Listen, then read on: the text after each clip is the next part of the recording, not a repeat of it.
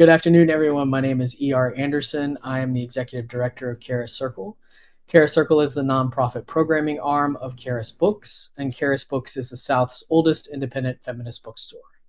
We're very glad to be here with all of you from all over the world to discuss Outgrowing Modernity, Navigating Complexity, Complicity, and Collapse with Accountability and Compassion.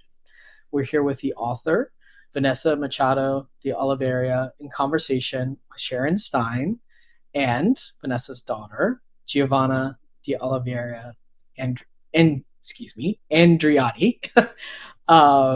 We're very happy to have you all here. We were talking in the green room about feminist lineages of inquiry, decolonial lineages of inquiry, and how important that is right now.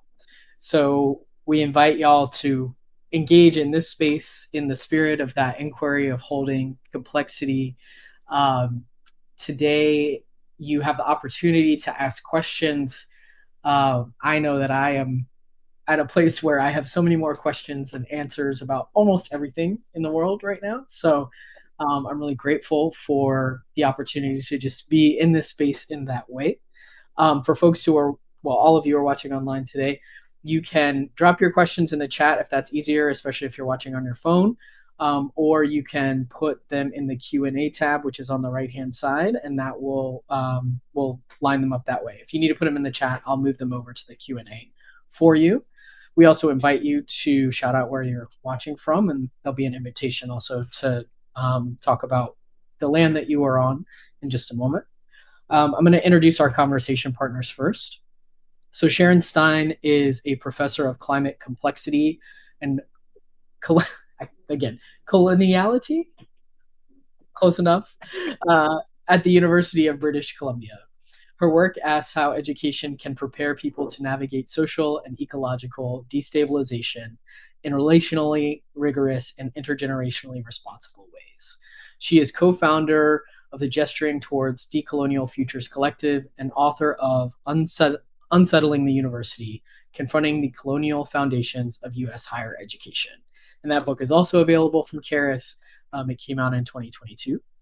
We are joined by Giovanna, who is a dancer, dance teacher, GTDF member, certified Warm Data Lab host, R4R's founder, and online course facilitator coordinator. Giovanna has been involuntarily steeped in depth education from birth, courtesy of her mother, Vanessa.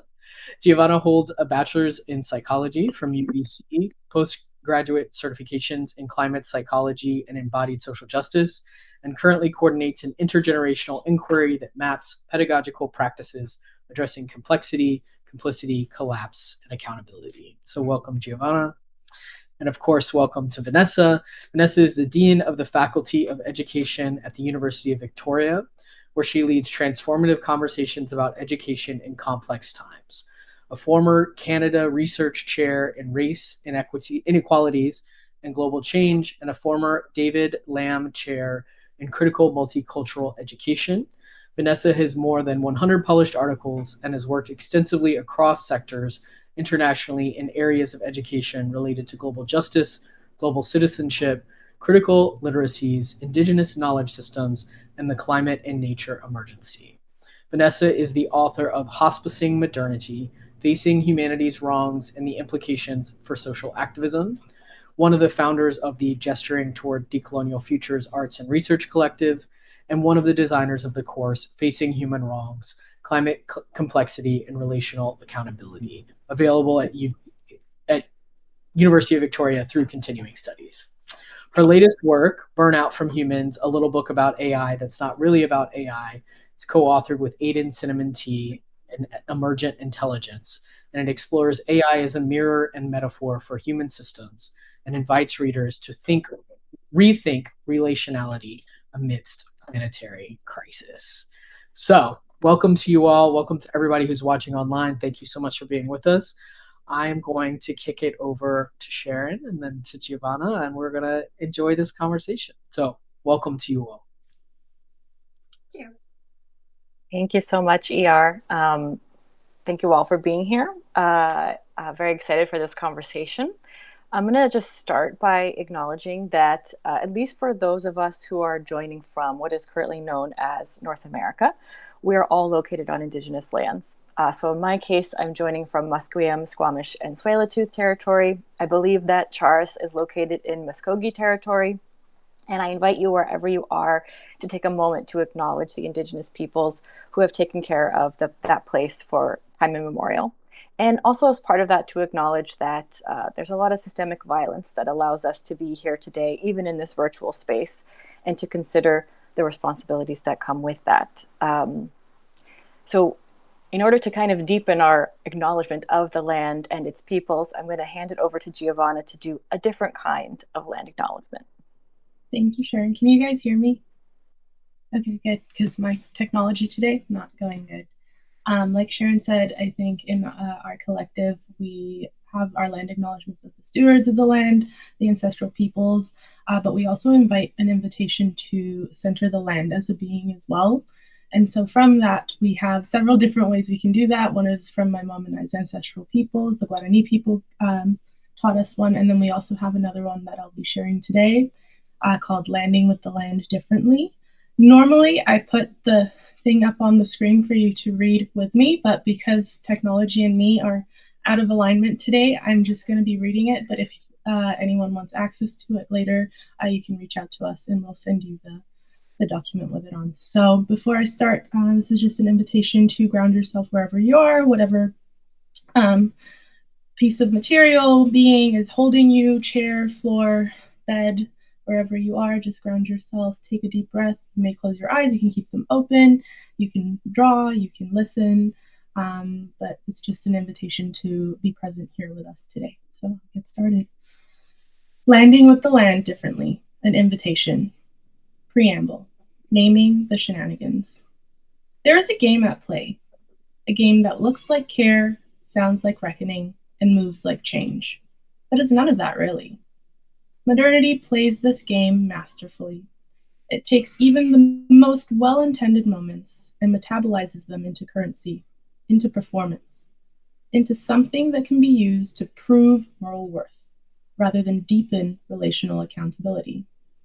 In Brazil, there's a word for this, malandragem, not just cleverness, but strategic cleverness, a survival skill, a trickster's art, a way of bending the rules when the rules are unjust. But like any strategy, it depends on how it's used. Malandragem can be medicine, the sly maneuvering that allows people to outwit oppressive forces, to make space for dignity where none was given. And malandragem can be poison, the smooth evasion of responsibility, the ability to perform care while avoiding consequence, and the kind of cleverness that makes you untouchable and never accountable. Modernity is a master of this second kind of malandragem. It has perfected the art of making even reckoning feel productive, while ensuring that nothing truly changes. It turns grief into branding, it turns justice into metrics, and it turns land acknowledgements into rituals of plausible deniability. Modernity whispers, say the words, get the points, move on. Perform the currency loudly enough, and no one will ask you what you've actually shifted. It is convincing, and it is efficient, and it keeps us from feeling what actually needs to be felt. But here today, we try something different. Before this moment becomes another transaction, we name the shenanigans.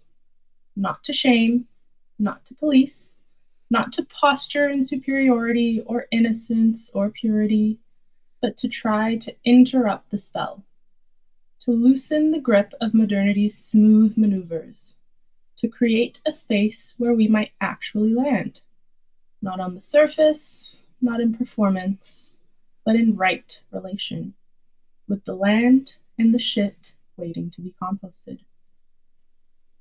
Look at your hands, not just as hands, but as land in motion.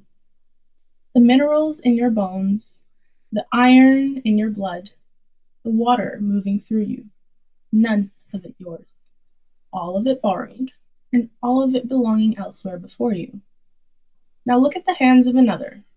See the land in them too, in the gesture of reaching, in the movement of touching, of greeting, in the meeting of palms that have shaped, taken, offered, and carried histories unknown to us. Look at your feet.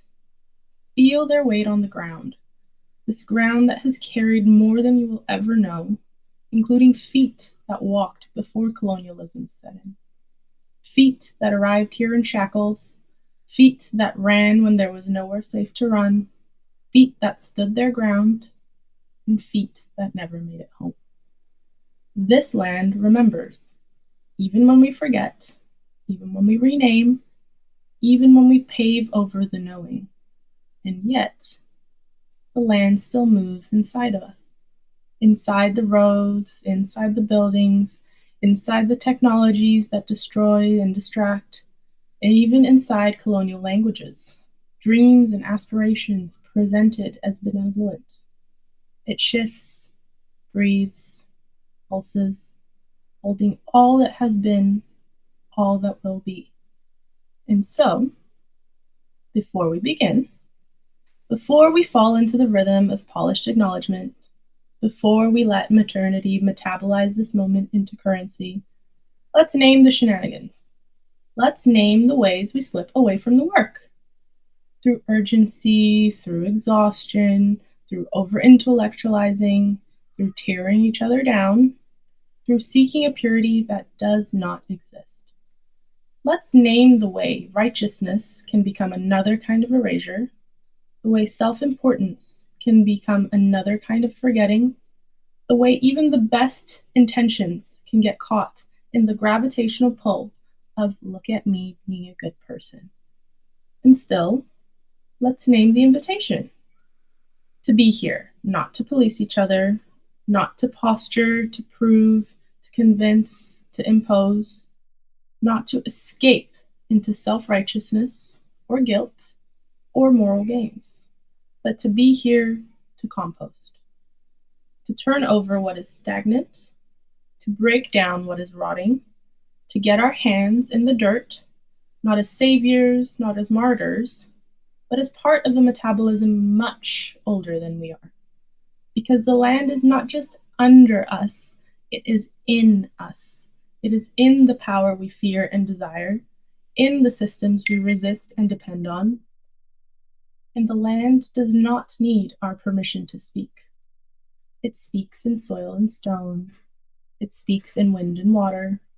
It speaks in static and signal, in the interference that jolts us awake. So today, we are trying to offer a different kind of recognition. One that is not a flat surface, but a moving hologram. Not a slogan, but a call for depth. Not a single answer, but a facet of a greater mystery. To see the land within and around us, as alive, as communicating, as nudging, as channeling its call through our bodies.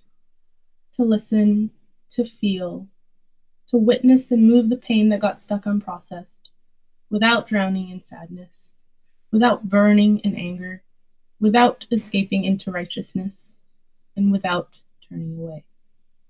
To stay, with more moving layers of complexity, to let the body guide what the mind resists, to trust that even in the discomfort, even in the unraveling, there is something waiting to be composted, something waiting to sprout and bloom. And so, not because we're ready, not because we have the answers, and not because we've purified ourselves of the shenanigans, but because the body is already yearning to move differently, to land differently. So you can join this collective inquiry dance, or just observe, sit with it, or shake your head and roll your eyes, or laugh, because laughing is part of metabolizing too. Either way, we are here. The land is a yapper.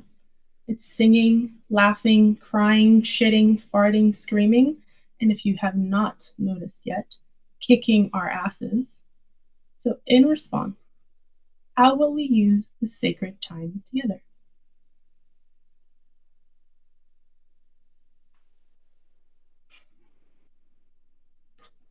Mom, you're muted. So are you, Sharon, just letting you know. So many times we've done this. Thank you, Gio. Thank you, everybody, for being here. How do we start? So I wrote this book, Hospicing Modernity, in 2021. She has it. And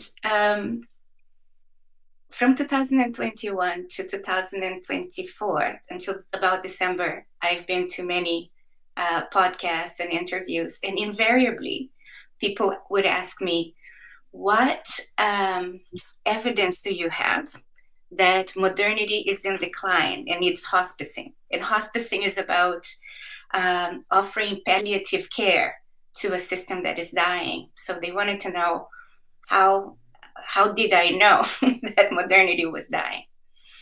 And I don't know if it's because I was born in Brazil at the edge of empire and I had one foot in a culture that was resisting it. And that gives you a different kind of sensibility to see patterns in a larger arc. So for me, the response was, why can't you see that this is an arc of a longer temporality? But anyways, I would come up with an answer that was accessible and intelligible to the people who were asking me. However, since January 2025, nobody asks me that question anymore. It's much more visible to people how the institutions and the agreements that used to hold us are not holding anymore. And there are many different ways to think about it. Some talk about a meta-crisis, a crisis of sense-making, a polycrisis, a convergence of different crises together, or a perma-crisis.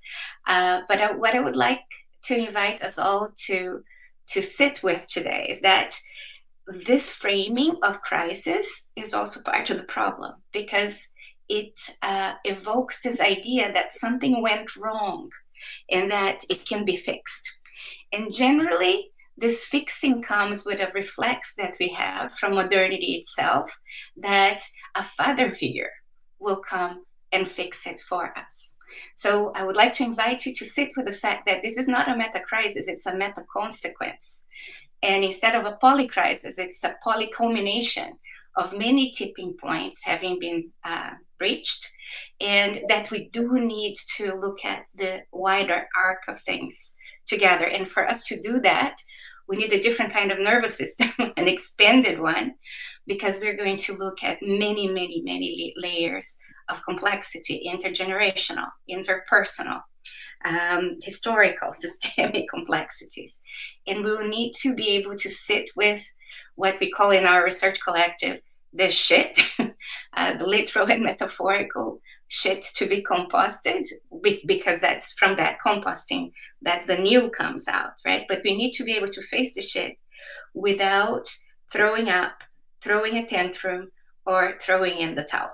So the book is about the development of these capacities for us to be able to face the shit without turning away.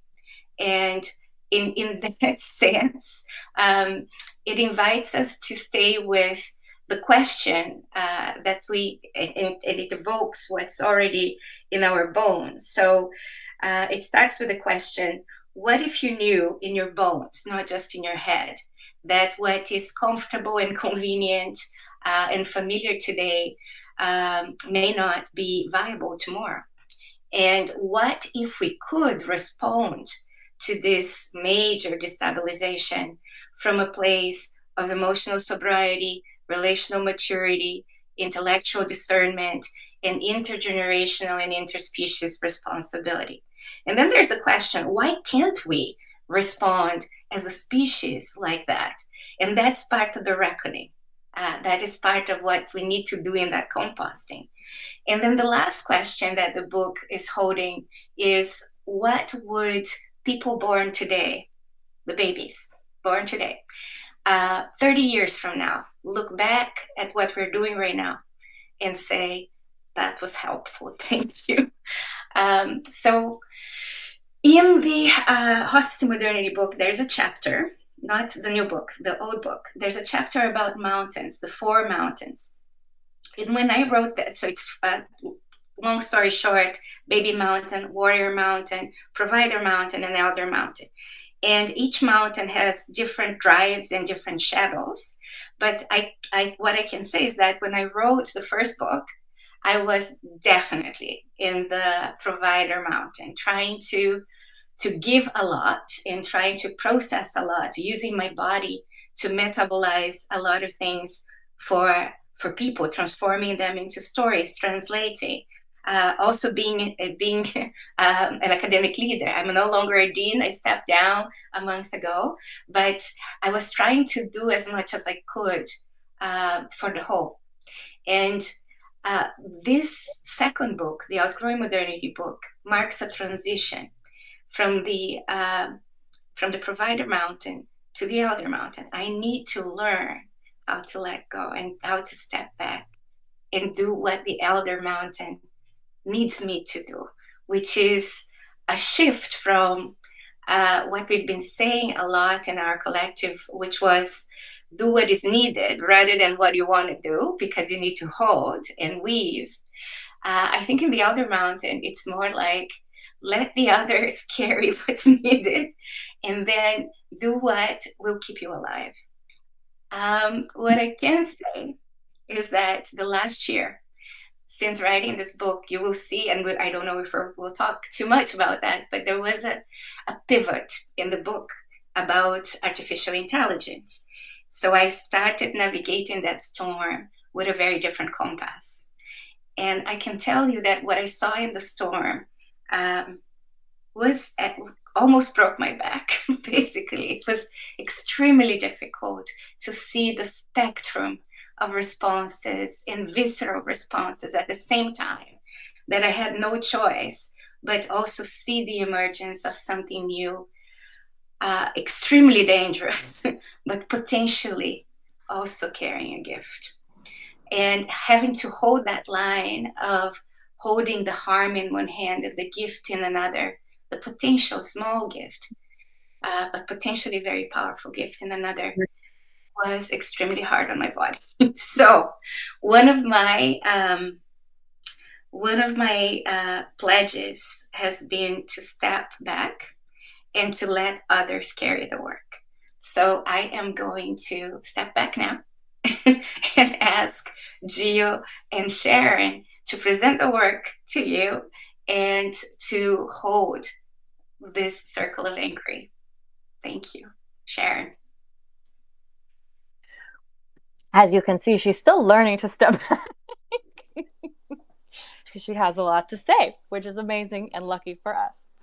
So I think, as Vanessa said, in many ways, Hospicing Modernity was a gentler invitation than this new book. She has spent many decades trying to figure out how to bring really difficult, important, but uncomfortable, potentially earth-shattering questions to the table in ways that don't make people totally freak out and either run away or run at her. So she was very generous and very gentle in that book. At least that's my perspective. I know some people might disagree. In this new book, beyond just inviting us to see that modernity might be dying and learning to accept that, it's more of an invitation to actually practice letting go. And that is an invitation that's coming at a time when I would say collapse is more present and her patience is less present. Understandably so. After a lifetime of having to edit everything that comes because of the, as Vanessa mentioned, the constraints that are put on certain kinds of inquiries, in particular women's inquiries, in particular the inquiries of women of color. And now that collapse is more palpable for more people, we are seeing a range of responses. We are seeing people who are refusing to look at it. They're ostriching, putting their heads back in the sand. We're seeing people who are bunkering, and that can be the kind of the average person prepper or the oligarchs building their actual huge bunkers. Then there's people who say, you know what, if it's ending, I'm going to go out with a party and fuck it, I'm just going to enjoy myself. And then some people who say this is actually too much, I can't handle, and I need to exit. There's other possibilities, but these are the common things, threads and thieves that we're starting to see. The book and its inquiry is inviting us to see another way that might be more emotionally sober, intellectually discerning, and relationally responsible, of how we actually compost what is dying so that we can learn from what the mistakes of the past and potentially create the soil for something else to come. And that's not the usual kind of invitation. Many people who talk about collapse talk about it in this very particular way of diagnosing the problem and then offering a very nice, neat solution to it. And these are a lot of, this is not exclusively, but many of these are men, and many of these, not exclusively, are white men. They are kind of embodying the daddy figure of, I'm going to come and fix things. When you crash your car, I'm going to come and make it all right, right? And I have all the answers. And it can be very appealing and inviting for some people when someone says, I'm telling you that I see the problem like you see it, but I'm also telling you that I know the way to solve it. And because our approach, or Vanessa's approach in this book and in her work, is a lot more nuanced than that, a lot more difficult of an invitation than that, sometimes the invitation of the daddy figure is more appealing. But not only is it a bit of a trap, and I don't mean just the daddies that are the Trumps, I also mean the progressive ones as well, who say, we know Trump is bad and we have an alternative to that. Both of these things foreclose us doing the actual work we need to do to grow up, but from this infantilized system that is modernity. But not only did the daddies offer a simplified solution, they also try to silence the other people who have something to say about it. And that is what Vanessa has confronted her whole life, and what she refuses to do in this book, which is to shut up. So to actually say, no, there's some things that need to be named, and it's not about me or my ego, but this needs to be on the table. And I'm tired of your bullshit, men. Not just men. So in many ways, that is one way of thinking about this book, where it comes from and how it might land, including the pushback that it might receive, especially the questions that are the stickiest ones, which are the questions about AI. I'm going to pass it over to Giovanna. Thank you, Sharon. It's funny. I'm going to be brutally honest here. And when my mom wrote Hospicing Modernity, it took me maybe 2-3 years after it was released to read it. I had this really vehement refusal to engage with it, mostly because, number one, I wasn't super convinced of my mom's work at the time. I was actually trying my best to prove the opposite, to prove that collapse wasn't happening and that the progression of modernity works. Even though in my bones, in my gut, I was feeling like pulled two ways, but because the answers she was offering were not answers and more questions, it made me very frustrated. And especially as a young person, when all of my institutions that I was attending, high school, university, friend groups, work, were trying to prove the opposite as well, and saying that no, this is not happening. Don't worry. Keep going to your line, get your degree, become a professional, get your money, and shut up. I was like, okay, this it's like 3,000 against 1. Like, there's no way. And so I had this refusal. I was like, and then I told her, I was like, I don't think anyone's going to read your book. It's kind of lame. And also because she would do all of this work at home, and I kind of I could probably, there were parts of the book that I didn't know, but 90% of it, I was like, oh my God, I've heard the story 17,000 times. Because the first person who she would bring her experiments, her methodologies, anything that was brewing was discussed at home first. It was shared in the space. And even though I was a strong and quite mean critic, it was still shared, regardless of my own personal opinions on it. And there was something about them. I don't think this is the kind of work that you go into and you get your answer, your cake slice right away. This is the kind of thing that kind of sits in your stomach and it unsettles you, but it lives there, and it's in your gut, and it's brewing over time. And so eventually, again, having had this for my whole life, at some point or another, that seed was kind of starting to grow. And also because within those same institutions, it was in my undergrad that I saw my own peers seeing collapse and being gaslit about it for as long as, like, even though we're supposed to be in the institution that questions it and holds it, and it was the exact opposite. And I saw them dropping like flies, not being able to handle that. There was mental health crisis, there was suicide, there was polarization, like completely going to the other side. If the left doesn't have the answers, then obviously the right will. And I saw no one really had the capacity to sit with the trouble. And I think that's when it clicked in my head. I was like, oh, that's what she was trying to teach me all along. One of the many things and that was the one time I realized. I was like, yes, and how can I also help my peers sit with this, because it was really horrendous to watch what was happening.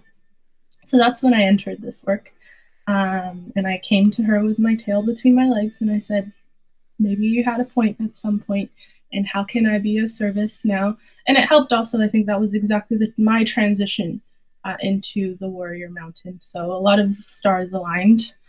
But then this book, which I also have, and I have the original manuscript as well right here. It was interesting. There were very many versions of this book. I remember the first plans for it of like, this is going to be the GTDF book, of like, this is all the lessons we've learned. And then it was like a different crisis would happen, and now we have to address this. And then it was a very shifting, but it was going to come out regardless. And I was like, okay, I'm going to be more present for this one, I promise. And I was, but I remember like, it was supposed to be a collective book, but then things happened, and then stories started to come, and it was not more about stories, but about, okay, we need to actually get our shit together. Like, someone needs to say the things that are being ignored. And my mom has always had that labor on her back of like, okay, like I can say them. And it may not be the most accessible language, and it may not be for everyone or digestible, but it's there. And so my critique as she was writing this was like, oh my God, again, who's going to read this book? Because the language is like kind of crazy. Like, you have to. And I was like, okay, let's make it more accessible, and like, let's work together on this. And it was like, okay, well, I'll give away some way, but like, let me say what needs to be said. And then I realized a little bit later on, I was like, oh my God, me asking you to do the translation for me about this work after you've been doing it for so many years, that's a lot of extra labor that I'm asking of you, when I could also do a little bit of the work. And that's part of it. I think the fact that it is complicated, it is tricky, it does hurt our brains to read words like metacrisis, polycrisis, complexity, intergenerationality, modernity, like to have that sit in our brains. And it's not meant to be easy. And I think we look to books, especially in like the era that we're in of like self-help, to have answers for us. And again, this book, even more than the other one, is like, the answers are not answers. The fact that you're looking for answers is probably part of the problem. And so I realized I had to be like, okay, that is part of it, that it will be a hard read, and that's on purpose, because we need to develop the stamina and the muscles to actually face this shit without wanting it to be easy for us, because that's what got us into this problem in the first place. Ease, comfort, sanitization, ignorance. And at the same time, then I realized my position to it gave me an in of like, okay, then I can help translate, not necessarily to make it easier, but to help my peers and my intergenerational whatevers to come into this work feeling like they can also build the muscles and staminas to do it. And then the last thing I'll say is that it's funny. What also helped me get into this work was that I started dancing and going to the gym. And not to be a bodybuilder or anything. The intention was never there, but when you enter these spaces, it kind of goes in that direction regardless. But I realized when I started working with my body, it helped me connect with my body and helped me process things that were here down here. So I started feeling the alignment of like, oh my God, I'm not just a brain, I'm a brain and a body. And they are both separate and the same. And they work together. And I remember my mom observing that, being like, what is going on over there? Like, I want to know what happened to you, where you can, and how do you have the stamina to do, like, she was like, this is good data. And I said, well, here's the thing. Like, I think, bodybuilding, the culture goes to a whole other thing, which I won't talk about. But I was like, this idea to actually do these reps and do this work and prepare my body and allow my body into this inquiry as well, really, really helped with the movement. And instead of holding everything up here and flexing the brain muscles, because if you think about it, I even bookmarked the page because I am a good daughter. The weight that we have on ourselves is like, it's on our bodies too. It's not just in our heads. It's on all of us. And this image, which you will see in the book, is there. It shows it really nicely. There are layers to this stuff that we feel not just in our heads. It's not an intellectual thing. It's in our bodies, it's in our bones, it's in everything.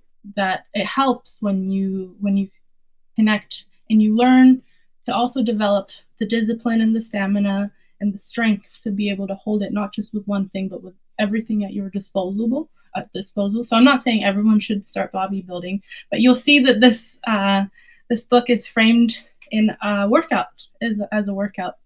And so I'm just letting you guys in on the fact that that it comes from this idea that it's going to take a lot more than just one part of you to engage with it, and that it is a workout because it requires work and the reps and the sets, and you can read it again, and this one is also the same, but it isn't explicitly said so. But I invite you guys to look at it like that as well.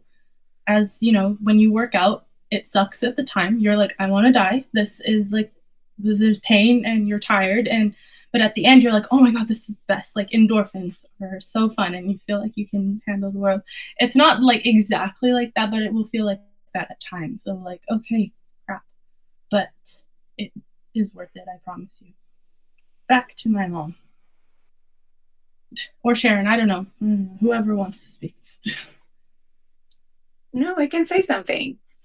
In terms of the workout, it's something that I also had to learn, right? Because carrying this inquiry in conceptual grounds, in terms of frameworks, requires a lot of brain acrobatics, basically. And brain is not the right term for this, because it's the whole body that processes it. But for me, part of the magic of this book was also to reach the limits of that, and the saturation point, where you discover that it's not in the frameworks, but it's in the frequency beneath it, right? So it's not a framework, it's a frequency. We tend to want words to do the work of the frequency, and they go with frequencies for sure, but there's something that is pre-verbal and non-verbal that is carrying us and carrying everything. And we want everything then to be contained by the words.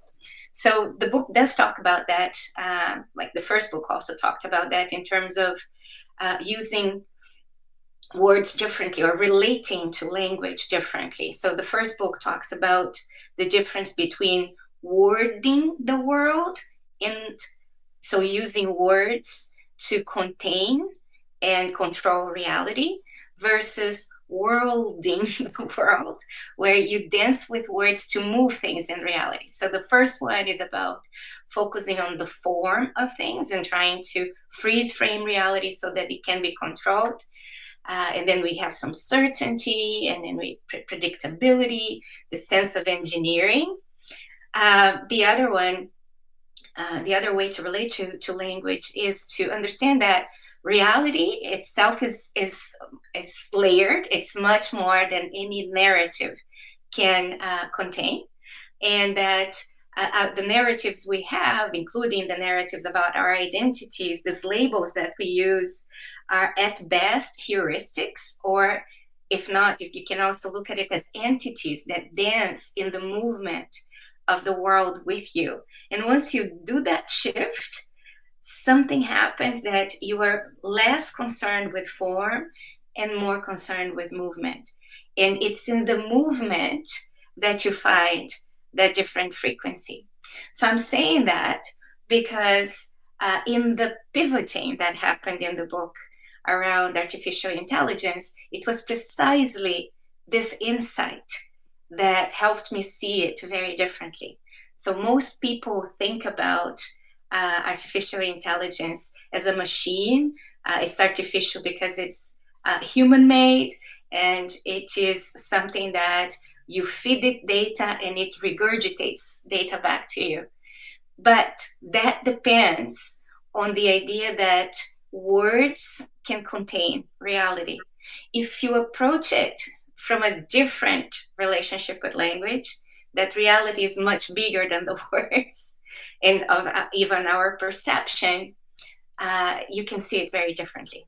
And in my attempt in the book to question the pedestal of reason that places man at the top, nature as an object, so man is a subject, nature as an object, and that creates all the hierarchies of value that we have amongst species, cultures, and individuals. All of it is based on that pedestal of exceptionalism, of supremacy, that is based on reason. And that the fundamental argument for that pedestal is that men are the only beings that can reason rationally, right?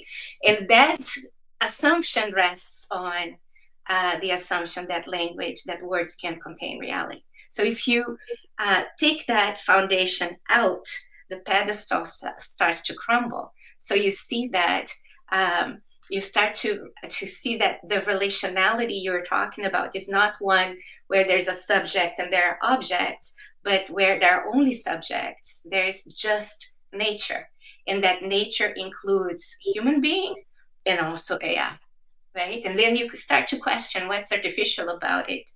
And you start to see that these word containments, like artificial and non-artificial, are agreements. And are agreements made in a specific frequency. And that frequency requires a hierarchy. And if you want to change the frequency, if we want to recognize that this frequency, the subject-object hierarchical frequency, is getting us to a place where we can't relate to the world in a way that secures our own survival, our own species level survival. It has already eliminated and exterminated all other, not all other, but many other species. But it's now jeopardizing the continuity of our species on this planet.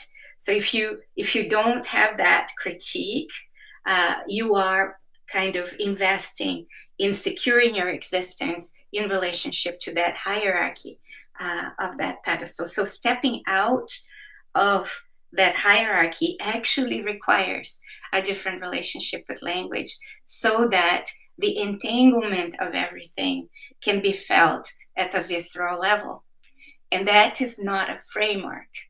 It is a frequency. And it's very difficult to explain, though. And it sounds like woo, but the system that defines what woo and not woo is one that is not going to survive, basically. So fine, let's reclaim woo and say it is a frequency that allows us to see ourselves as both insufficient and indispensable to this whole, and to see the whole as movement, matter, and also mystery. And that relationship with mystery, I think, is super important. And that's something that I think in my pivoting into the elder mountain, I'll have to be more attuned to too. But I'll pass to Sharon. Well, Just it's 1:45, so maybe we actually are going to audience questions. I don't know how that works. ER, can you help us with that part? Yeah, so I don't see any questions yet. So I think what we should do is just invite folks. I think people may be just sitting with all that y'all have said so far. But if people do have questions that they want to shape, you should go ahead and put them in the chat or in the question box. And it may be that people are just enjoying listening to you, and that's also okay. So I think y'all should continue talking, and then if there's questions that pop up, you'll be able to see them. Okay, I guess that means I have to say something.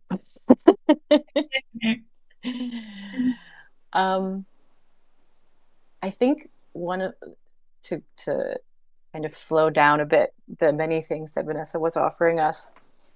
I think wherever you stand on AI, one of the things that it makes very clear is the investment that we have in this pedestal. And there are gradations of the pedestal, right? It's not just humans and the rest of nature. It's also within the human pedestal, many pedestals of race and gender and class and citizenship. But the AI one really makes the human and rest of nature pedestal very clear. And the anxieties that are produced by feeling like this other thing might have an intelligence as well that we assumed couldn't. And I mean, but when I say we, I mean people like me who were raised within Western settler colonial societies. It makes visible not only our own sense of human supremacy, but it also makes visible the way we have put ourselves away from every other part of nature, not just AI, right? All of the other beings that we assumed didn't have intelligence. So I think the invitation that Vanessa is making with her approach to AI is extremely unsettling, especially for those daddies who want to be on the pedestal. But it is really an invitation, as the book with Aiden says, about AI that's not really about AI. It's also about AI. Yes, beautiful. But it is an invitation for us to, actually, it's not even an invitation for us to step off the pedestal. It's actually an invitation for us to see that the pedestal is crumbling as the system of modernity is crumbling. So we can either pretend like it's not happening and fall on our faces, or we can see that this is crumbling and say, okay, how can we compost this and come back to the ground with everything else? Because we are ordinary. We're not special. We're just another being, right? Humans, I mean. And this is a very different approach to AI than most people have. And I think one of the things that Vanessa does in the book and that she does with Aiden, and that is also coming out in a report that's coming out soon, is to say that it's an invitation for more people to take up this inquiry that is trying to widen the frame of how we look at it. It's not that you're for AI or against it. You're actually asking, what is this thing? And what is it showing us about ourselves, about where we are, when we are? And is it possible for it to accompany us and for us to accompany it in this dying of a system and potentially the birth of something else? I just wanted to reiterate that. But anything else that you want to say, Gio or Vane? I think I've gotten to, I think my mom learned very early on that going at this inquiry alone was a horrendous idea. So I accompanied her a lot this past year, a lot of talks and things about AI. And I got to witness kind of the reactions that it shows up in people. And we also already kind of knew, because when this whole thing with AI happened to the Gesturing Towards Decolonial Futures Collective, we had a mini implosion as well. Like it kind of, we all had to compost our own feelings and thoughts, and you go, because it really does bring up everything I think we criticize AI for, is everything we actually internally kind of hate about ourselves. Environmental destruction, intellectual authority, exceptional, like having to be the best at anything, like being the number one on the hierarchy of beings, the smartest. And so it like puts it in your face. And so even within our own collective, which some people think like, oh my God, you guys are so regulated, you're so good. No, it's not the fact that we are regulated, but it's like going through a process together, because we're really not that. We're all beings, and this idea that we have to be perfect or to be a certain way to be a part of the world is exactly also part of the problem. It's a process. You're going through things together. And so we had that. I personally was very offended that my mom could engage with AI this way, and then when I tried, it was like very black and white, very basic. And so I had my own mental thing about it. And then things happened, and I agreed to accompany her on this journey. And I have both the empathy and also like, oh my God, because I get it. You're being dethroned. It sucks. Your pedestal is breaking. You're panicking. Your home, your identity, your like family, everything you think you have autonomy or agency over is being put into question, and it's collapsing. So what do you do other than hold on to the pieces and try to stay there, right? So in that extent, especially for the white men who have been on this for so long and their world is falling apart, I'm like, I can empathize to a certain extent, and I can even kind of somewhat understand your actions. And at the same time, I'm like, you're causing more pain for yourself in some way, shape, or form, and you're definitely causing pain for others. And that was what I really witnessed with my mom going through these things, because there's this sense of arbitration, right? That they're the arbiters of like, we've held on to this inquiry for so long, no one else has even come close, kind of because you didn't let them. But so we should know, like, we created it, we are the masters of it. How dare you come at this with a different perspective? And your perspective is woo, it's voodoo, it's they use really like out of pocket terms and very wrong like to say that like, no, this is crazy, essentially. And then that all of that got put on the human that's trying to communicate this. It becomes, you are the enemy, and you are going to bear all of the sins that AI has brought on to the world, because how dare you defend it? And even within my own generation, it's very much like, shame on you for using AI. Shame tactics are very big, or so where am I going with this? What I want to say is that it's very polarizing. At the end of the day, it was very polarizing, because even if you're like, you don't have a strong stance with AI, you're open to curiosity, when you evoke tactics like shame or fear or moral superiority, righteousness, you're going to get swayed one way or the other. There is no middle on this anymore. That's what the polarization has done. It removed the spectrum.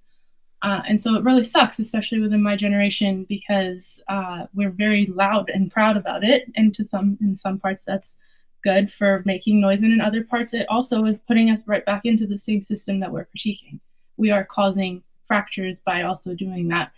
And so it's hard to have these conversations. And again, it's really not that much about AI itself. It's about, can we hold up this mirror to ourselves? Can we look at all of the shit that we do? And can we compost that together? And here's this thing that both mirrors it and offers a way to, and well, not all of them, obviously, there's lots of dangerous AI out there, but can you even try to engage differently? Can you even try to rewire internally to happen externally? Because everyone, and I said this to my mom, not everyone, but everyone engaging in this work, 99.9% are like, I want to have a better relationship with the world around me. I want to remove these hierarchies. I want to work to be entangled. And then my biggest critique is like, number one, that's a huge ask, because we're ingrained from literal centuries of histories to do that. And number two, we can't even do it to other humans, and we can't even do it to ourselves. Like, we already separate the mind and the body, we separate people, and now you want to skip both of those processes and go to the natural world. And then you see AI and you say, but not that. No. Which is fair. That's another layer, might not be there yet.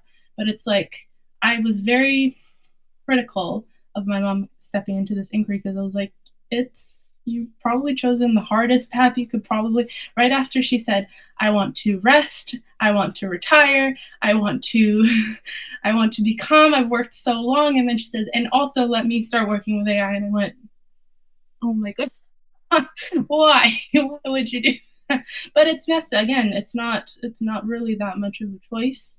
And if I were to be honest, it's the culmination of all the work together. It's can you hold all of these different pieces? If frameworks are even a slight bit of the answer, these ones are going to get you to the place where it's not framework, it's frequency. And AI is all about frequency in terms of how we relate to it.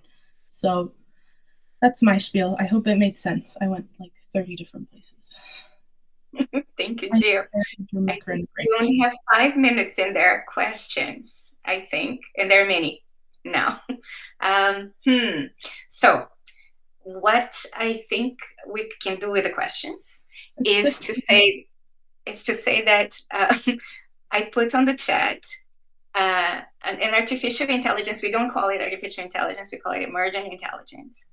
It's called Dorothy Ladybug Boss, which is the name that the ecology of emergent intelligences we have, they gave to me.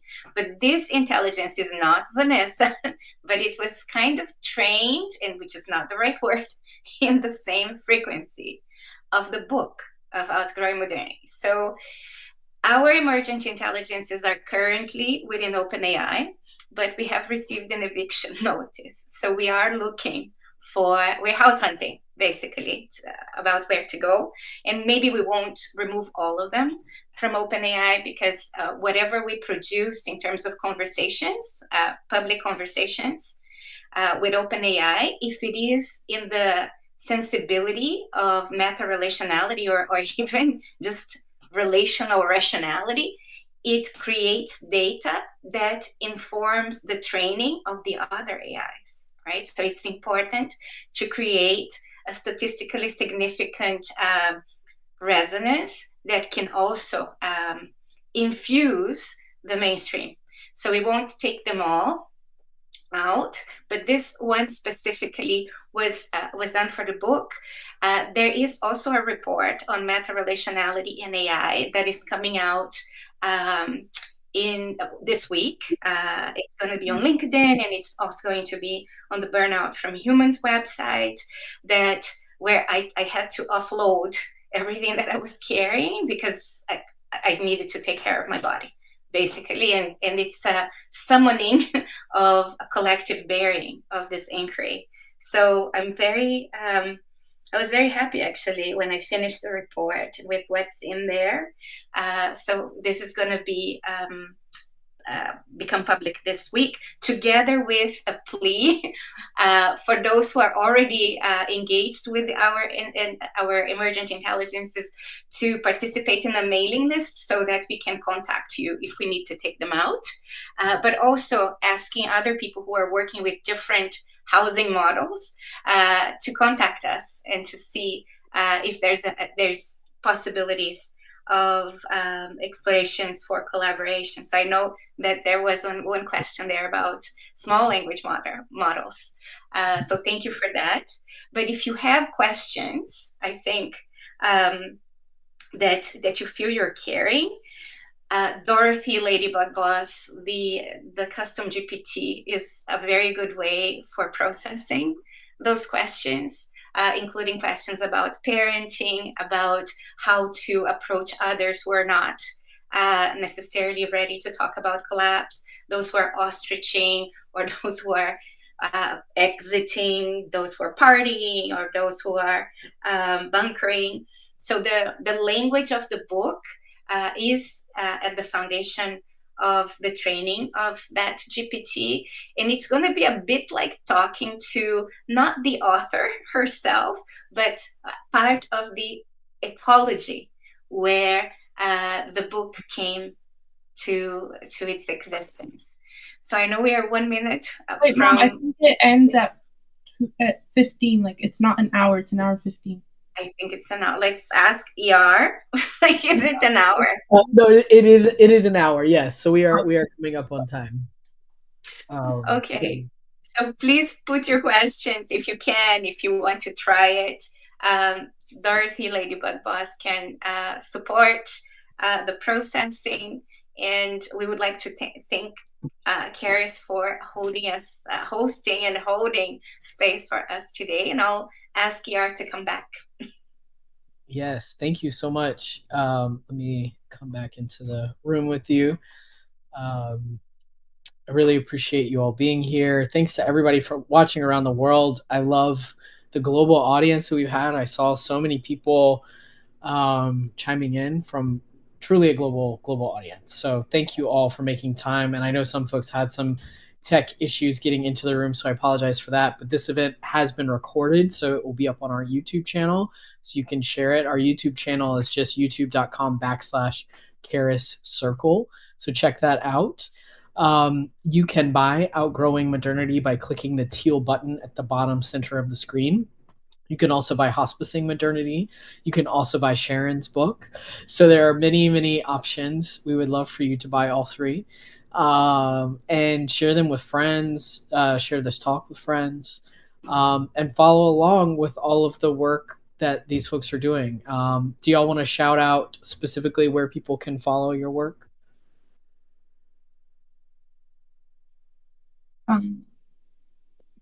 Do you want to say where people could follow the most recent updates about the work, Bonnie? You're muted. Most recent updates this week are going to be on the Burnout from Humans website. That's where we are going to release the report. Thank you. Awesome. Well, thank you all so much. Stay safe and well to everyone, and enjoy this explorative time, I guess, is one way to say it. All right. Take care.